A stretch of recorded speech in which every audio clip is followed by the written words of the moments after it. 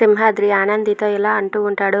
అసలు ఏంది బిడ్డ, ఏం జరుగుతుంది ఇక్కడ ఏం జరుగుతుందో నాకు అస్సలు సమజైతలేదు అని చెప్పి అంటాడు. దాంతో ఆనంది అయితే, నాయన నువ్వు ఇప్పుడు అర్జెంటుగా ఇంటికి వెళ్ళు, నేను ఇంటికి వచ్చి అందరినీ కూర్చోబెట్టి అందరితో మాట్లాడతాను, నువ్వు ఇంటికి వెళ్ళిపో నాయన అని చెప్పి అంటుంది. ఇంతలో సునంద వచ్చి, ఆనంది నువ్వు లోపలికి వెళ్ళు, మేము పెద్దవాళ్ళం కొద్ది మాటలు మాట్లాడాలి, నువ్వు లోపలికి వెళ్ళిపో ఆనంది అంటుంది.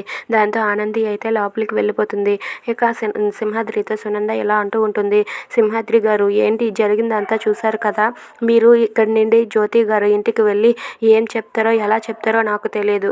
ఈ జీవనాకి ఆ ఇంటికి ఆ కుటుంబానికి ఎలాంటి సంబంధం లేదు. నేను చెప్పిన మాటలు ప్రతి ఒక్కటి అక్షరం పొల్లిపోకుండా మీరు ఆ జ్యోతితో చెప్పండి. తన కూతుర్ని తను శాశ్వతంగా మర్చిపోమనండి. ఈ జీవన నా ఇంటి కోడలైంది, నా ఇంటి కోడళ్ళకి ఆ జడ్జి గారి కుటుంబానికి ఎలాంటి సంబంధం లేదు. ఇక జీవితంలో జీవన వాళ్ళ పుట్టింటికి వెళ్ళదు, పుట్టింటిని శాశ్వతంగా మర్చిపోయేలా నేను చేస్తాను. జీవనాన్ని పూర్తిగా మర్చిపోమని జ్యోతితో చెప్పండి. నేను చెప్పిన మాటలన్నీ కూడా చెప్తారని నేను మీతో చెప్తున్నానని చెప్పి సింహాద్రితో సునంద చెప్తుంది. దాంతో సింహాద్రి అయితే సరే అమ్మగారు అని చెప్పి తలదించుకొని అక్కడి నుండి అయితే వెళ్ళిపోతాడు. Thanks for watching friends, please subscribe.